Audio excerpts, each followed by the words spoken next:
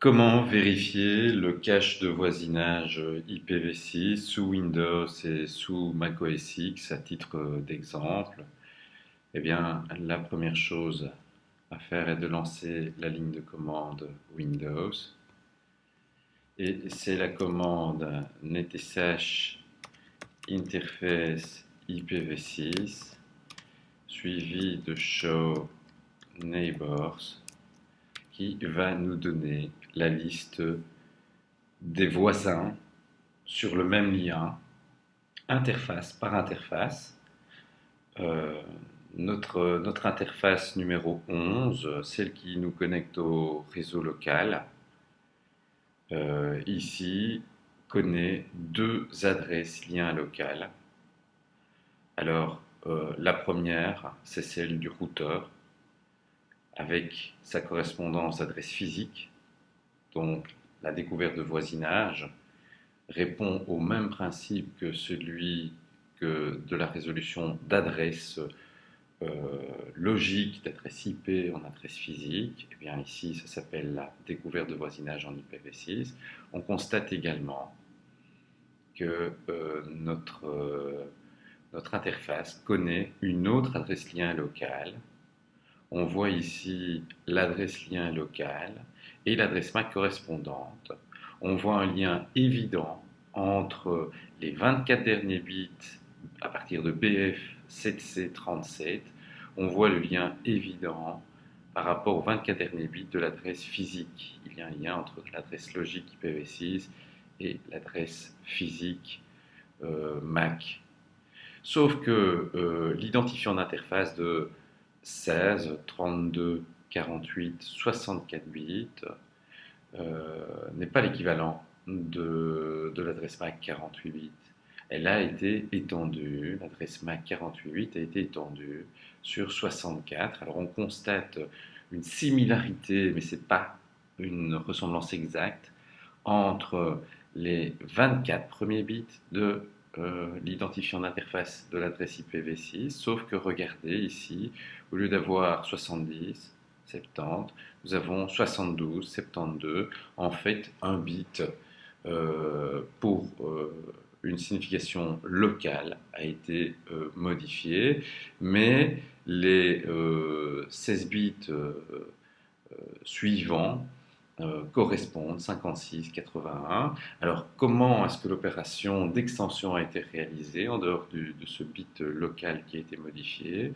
Mais on a inséré de nouveau sur les 48 bits, on a inséré 16 bits FFFE.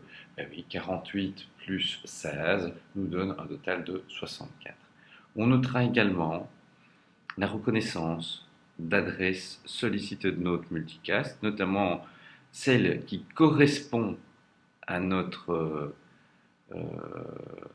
à la destination pour un neighbor solicitation se trouve ici, où on reconnaît les 24 derniers bits de l'adresse IP pour laquelle on veut connaître l'adresse MAC. Évidemment, pour cette adresse, il y a également une résolution, une découverte de voisinage.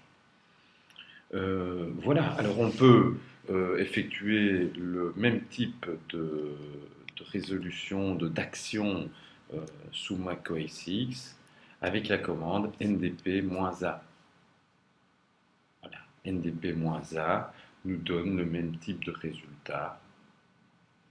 Ici, il y a aussi, je pense, de la résolution de noms, ce qui alourdit un peu le processus.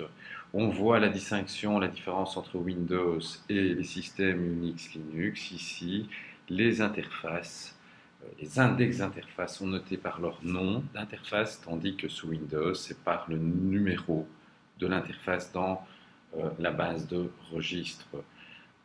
Pour toute information utile, on peut également supprimer toutes les entrées d'une table de voisinage sous Windows, netsh interface, IPv6, delete, neighbors. Voilà. Alors ici, on rencontre un problème je vais dire, courant, je n'ai pas exécuté la ligne de commande avec les droits d'administration. Pour ce faire, je dois relancer la ligne de commande, cette fois-ci en choisissant les droits d'administration en tant qu'administrateur. Et je vais pouvoir